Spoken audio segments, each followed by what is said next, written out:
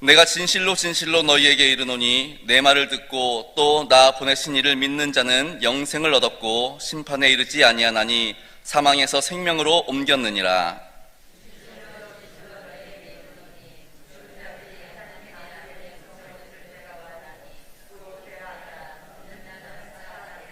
아버지께서 자기 속에 생명이 있음같이 아들에게도 생명을 주어 그 속에 있게 하셨고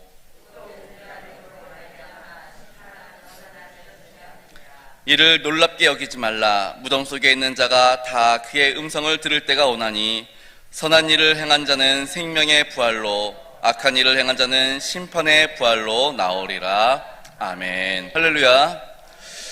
예, 오랜만에 뵙는 것 같습니다. 새벽에 우리 함께 인사 기억하시죠? 자, 함께 하겠습니다. 나는 축복의 통로입니다. 다시, 나는 축복의 통로입니다. 우리 옆에 사람들을 향해서 당신도 축복의 통로입니다. 당신도 축복의 통로입니다. 당신도 축복의 통로입니다. 아멘. 역시 부활의 기쁨이 충만한 것 같습니다. 항상 이렇게 기쁨 가운데 거하시기 바랍니다. 오늘 본문 말씀은 진실로 진실로 이렇게 시작을 합니다. 이게 헬라어로는 아멘 아멘 이렇게 시작되는 표현입니다. 근데 이렇게 두 번 나왔다. 이게 보통 중요한 게 아니다. 이거 정말 지금부터 내가 하는 말은 되게 중요한 말이야. 지금 그런 의미로 강조 용법으로 사용된 표현입니다. 그러면서 하시는 말씀이 오늘 말씀 보니까 내가 진실로 진실로 너희에게 말하노니 내 말을 듣고 또 나 보내신 이를 믿는 자는 영생을 얻었고 심판에 이르지 아니하나니 사망에서 생명으로 옮겼느니라. 이렇게 말씀하고 있는 것을 볼 수 있습니다. 어떻게 해요? 누구를 믿고?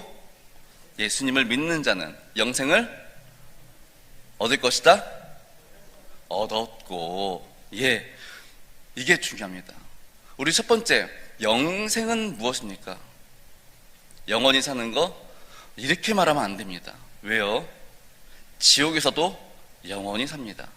그러면 성경에서 말하는 영생이란 무엇입니까? 우리의 아버지 되시는 하나님과 함께 영원히 사는 것, 이것이 바로 영생의 성경적인 의미입니다. 그러면 예수님께서 말씀하신 영생을 얻었다라는 말은 무엇입니까? 우리는 죽을 수밖에 없는 존재들입니다. 그리고 또 한계가 명확합니다. 할 수 없는 일은 어떻게 해서도 할 수 없는 존재들입니다. 그러나 영원하신 분, 즉 예수 그리스도를 믿고 그분을 우리 안에 영접함으로 우리 안에 주님이 오시면 질적으로 우리의 삶이 변화되어지더라는 겁니다. 유한적인 삶을 뒤집어 엎어버린다는 것입니다. 그래서 이전에는 우리가 예수 그리스도를 영접하기 전에, 알기 전에, 믿기 전에는 우리가 인간적인 생각이 앞서고 또 인간적인 판단과 세상적인 가치, 또 세상의 어떤 것들을 기뻐하고 즐거워하다가 이제 질적으로 변화됩니다. 우리 안에 예수 그리스도의 생명이 들어오고 우리 안에 예수의 영이 가득하니 이제는 세상 것이 별로 즐겁지가 않습니다. 지난번에 말씀드린 것처럼 우리 집에 다이아몬드가, 이만한 다이아몬드가 있으면 뭡니까? 그거 있으면 좋겠지만 없어도 사는 데는 지장 없습니다. 이만한 금덩어리 있으면 좋지요. 없어도 사는 데는 지장이 없습니다. 그러나 정말 중요한 거, 예수 그리스도가 없으면 이거는 살아도 사는 것도 아니고 죽어도 영원히 죽을 수밖에 없게 된다라는 것이죠. 그러니까 우리의 질적 생명이 바뀌면 그런 물질적인 거 물론 필요합니다. 이 땅을 살아가면서 필요할 수밖에 없죠. 근데 이게 중요한 게 아니라 이걸 통해서 더 귀한 가치, 예수 그리스도를 바라보게 되더라는 것입니다. 이것이 거듭남이라는 것입니다. 그래서 거듭난 사람들은 이제부터 살아가는 가치가 바뀝니다. 이전에 내게 물질이 있으면 나의 기쁨, 나의 즐거움, 나의 만족, 나의 성공, 또 그런 내 중심적으로 그 물질이 사용되어졌는데 이제 예수 그리스도의 생명으로 우리의 질적 생명이 바뀌니까 그 물질이 하나님의 영광을 위해서, 하나님의 나라를 위해서, 하나님의 기쁨을 위해서 사용하게 되더라는 것입니다. 특별히 우리가 돈이 있으면 우리 교회학교 행사가 있어. 그러면 5만 원, 10만 원 이렇게 해주시는 분들 다 어디에 있습니까? 소망이 하나님 나라에 있으니까 다음 세대들도 예수 그리스도의 생명 가지고 살아야지. 그리고 도와주시는 겁니다. 이것이 영생을 사는 존재들이라는 것입니다. 그럼 우리 스스로에게 한번 물어보실 수 있기를 바랍니다. 나는 영생을 살고 있는지, 아니면 여전히 세상적인 가치를 품고 있는지, 하늘의 가치를 품고 있는지, 세상 사람들과 나의 삶은 어떻게 다른지 한 번쯤 생각해 보실 수 있기를 바랍니다. 그리고 부활의 주님과 함께 영생을 살아가는 우리 13영성교회 성도님들 되시기를 바랍니다. 다음으로는 심판에 이르지 아니하리니 라고 말씀하십니다. 이미 영생을 얻었기 때문에 우리는 심판에 이르지 않는다라고 말씀하고 있는 겁니다. 그렇기 때문에 더 이상 심판은 없다. 그래서 그 다음에 뭐라고 그랬습니까? 사망에서 생명으로 우리의 자리를 옮겼다라고 우리 예수님께서는 우리에게 말씀해 주십니다. 재미있는 거는요, 24절에 있는 이 말씀들이 전부 다 과거형으로 되어 있다라는 겁니다. 그러니까 이미 되었고 이미 되었다라는 것입니다. 우리가 예수 그리스도를 믿고 또 예수 그리스도를 보내신 분 아버지 하나님을 믿는 그 순간 이 모든 것들이 완성되어졌다라는 겁니다. 그러니까 앞으로 이루어질 일이 아니라 이미 우리가 예수 그리스도를 믿고 우리를 예수 그리스도를 이 땅에 보내신 아버지 하나님, 우리를 사랑해서 예수 그리스도를 보내주신 그 아버지 하나님을 우리가 믿는 그 순간 우리는 사망에서 생명으로 우리의 자리를 옮겼고 우리 안에 예수 그리스도의 영으로 질적 생명력이 바뀌고 그렇게 살아가게 된다라는 것입니다. 이것이 바로 그리스도인이라는 것입니다. 예수님은 지금 그리스도인들을 향해서 우리에게 다시 한번 말씀하십니다. 이거 정말 중요해. 너는 이미 영생을 사는 존재들이야. 너희들은 이미 사망에서 생명으로 옮겨진 사람들이야. 이거 잊지 마. 정말 중요한 거야. 그래서 진실로 너희에게 이르노니, 이렇게 지금 말씀하고 있는 것입니다. 사실 말씀을 들으면서 우리는 다 아는 내용인데 그렇게 생각할 수도 있습니다. 문제는 뭐냐? 알지만 그럼 우리가 영생을 살아가고 있는 존재들인가? 라는 것입니다. 사도 바울도 로마서 7장에 보니까 이렇게 고백을 합니다. 선을 행하기 원하는 나에게 악이 함께 있는 것을 발견했다라는 겁니다. 우리가 영생을 사는 존재들이기에, 우리가 사망에서 생명으로 옮겨졌기에, 이 땅에서 하나님 나라로 우리의 주권이 옮겨졌기 때문에 우리는 정말 세상 가치가 아니라 말씀으로 하나님의 뜻 가운데 살아야 되는데, 실제로는 여전히 세상의 유혹에 넘어질 때가 너무나 많다라는 것입니다. 속사람으로는 하나님의 법을 즐거워하지만 내 지체 속에 또 다른 법이 내 마음의 법과 싸워서 자꾸만 죄의 법으로 우리를 몰아가는 모습들을 우리는 수시로 발견하게 됩니다. 어떤 목사님이 이 부분에 대해서 그렇게 말씀하시더라고요. 조선시대에는 여자가 결혼을 하면은 남자 집으로 들어가죠. 그리고 남편 성씨를 따르고 죽어도 누구 가문? 남편 가문의 여자로 죽어야 된다라고 하지요. 그러면서 그 목사님이 하신 얘기가, 그럼 조선시대 그 여인이 시집을 와가지고 시댁에서 살면서 그 시댁 식구가 가족이 되었는데, 그러면은 그 여인은 평생 친정 식구 생각 안 나겠어? 그렇게 말씀하시는 겁니다. 무슨 말이냐? 우리도 마찬가지라는 겁니다. 우리가 우리의 생명이 이 땅에서 영원한 생명으로 옮겨지고 우리의 가치가 바뀌기도 했지만 여전히 우리는 이 세상을 사는 존재들이기 때문에 이 세상의 것을 바라볼 수밖에 없고 또 그것이 유혹이 들어올 수밖에 없다라는 것입니다. 그렇기 때문에 계속해서 성화의 과정을 거쳐가야 됩니다. 계속해서 훈련해야 합니다. 이것이 그리스도인의 삶의 모습들입니다. 그러니까 쉽게 말씀드리면 우리의 구원은 예수 그리스도를 믿는 순간 이루어집니다. 그렇지만 그리스도의 삶은 계속해서 구원을 이루어갈 필요가 있다라는 것입니다. 그렇게 24절 말씀은 우리에게 정말 중요한 말씀을 전해주시는데 또 나옵니다. 진실로 25절에 보니까 또다시 우리 예수님께서는 우리에게 말씀하십니다. 진실로 너희에게 이르노니 죽은 자들이 하나님의 아들의 음성을 들을 때가 오나니 곧 이때라. 듣는 자는 살아나리라.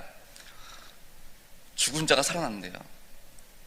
지금 시체들이 벌떡벌떡 일어나는 그런 거, 아니 죽은 사람들이 예수님의 음성은 들을 수 있을까요? 그러니까 지금 이 표현이 약간 은유적인 표현이긴 한데 이게 어떤 의미냐? 이미 하나님과 관계에서 죽은 자들, 말씀이 틀리지 않고 하나님을 섬기지도 않고 한마디로 말하면 하나님과 단절되어 있는 사람들, 영적으로 죽은 사람들, 그 사람들을 지금 얘기하는 것입니다. 예수님께서 지금 이 말씀을 하는 게 어떤 상황인지 혹시 기억하시나요? 우리 계속 요한복음 말씀 보고 있는데 지금 요한복음 5장에 놀라운 사건이 하나 있었습니다.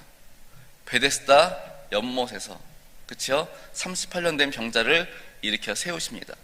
그리고 이제 성전에서 지금 바리새인들과 유대인들과 지금 대화하는 그들 앞에서 이야기를 하는 본문입니다. 그들은 눈앞에서 38년 된 병자가 회복되어 일어난 사건을 보면서도 예수님에 대해서 또 예수님에 대한 예언에 대해서도 깨닫지 못했던 사람들입니다. 예수님을 알아보지도 못하고 요한복음 1장에 있는 말씀처럼 세상이 그로 말미암아 지은 바 되었지만 세상은 그를 알지 못했던 그런 상황입니다. 다시 말하면 이들은 영적으로 철저하게 죽은 존재들이라는 것입니다. 그런 죽어있는 유대인들을 향해서 너희들이 바로 죽은 자들이야, 그렇게 말씀하시는 겁니다. 그러면서 하시는 말씀이 이때야말로 죽어있는 너희들이 듣고 살아날 때야, 지금 말씀하시는 겁니다. 그러니까 이거 너무너무 중요해. 야, 너희들은 지금 영적으로 죽었어. 하나님과의 관계가 끊어졌어.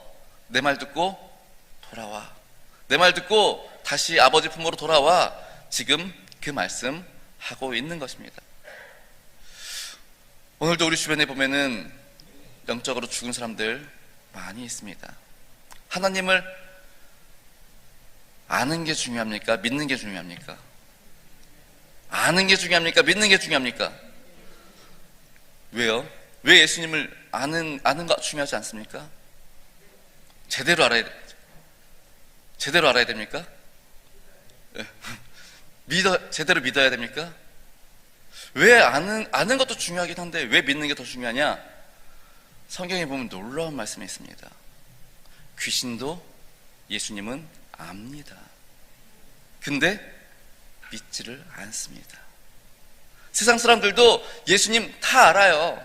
어제 목사님들 말씀하신 것처럼 4대 성인 중에 하나, 그렇게 알 수도 있습니다. 예수님에 대해 알지만 예수님을 믿지는 않습니다. 그렇기 때문에 그들은 다 영적으로 하나님과의 관계 속에서 죽어있는 자들입니다. 오늘 부활의 기쁨이 우리 가운데 있다면, 부활의 소망이 우리 가운데 있다면 우리가 그들, 죽어가는 영혼들, 하나님과의 관계에서 죽어있는 그들을 향해서 예수 그리스도의 복음을 증거하실 수 있어야 합니다. 그리고 그들도 우리와 더불어 생명을 얻을 수 있도록, 영생을 얻을 수 있도록 우리가 힘써야 할 것입니다. 이처럼 오늘 말씀, 예수님께서는 2번 이어서 진실로 이렇게 말씀하고 있는 것을 볼 수 있습니다. 꼭 기억하십시오. 우리는 영생을 얻을 게 아니라 이미 얻었습니다. 그러면 영생을 얻은 자처럼 살아갈 수 있기를 바랍니다. 우리는 하나님의 자녀가 될 것이 아니라 하나님의 자녀입니다. 그러면 하나님의 자녀로 사실 수 있기를 바랍니다. 우리는 이 땅에 살지만 이미 천국 백성입니다. 그러면 천국 백성답게 사시기 바랍니다. 그러려면 어떻게 해야 됩니까? 당당하게 하나님, 딸 왔어요, 아들 왔어요, 당당하실 수 있길 바랍니다. 구하실 수 있길 바랍니다. 찾으실 수 있기를 바랍니다. 사랑하는 우리 일삼영성교회 성도 여러분, 이 사실을 잊지 마시기 바랍니다. 영생을 얻었기에 심판도 이르지 아니하며 사망에서 생명으로 얻은 자들입니다. 이 한 주간 그 기쁨, 예수님의 부활로 인해서 우리가 이 모든 것들을 누리게 되었습니다. 우리가 예수 그리스도를 믿음으로 이 모든 것들을 누릴 수 있게 되었습니다. 그러니 이 한 주간 살아갈 때 어떻게 살아야 되겠습니까?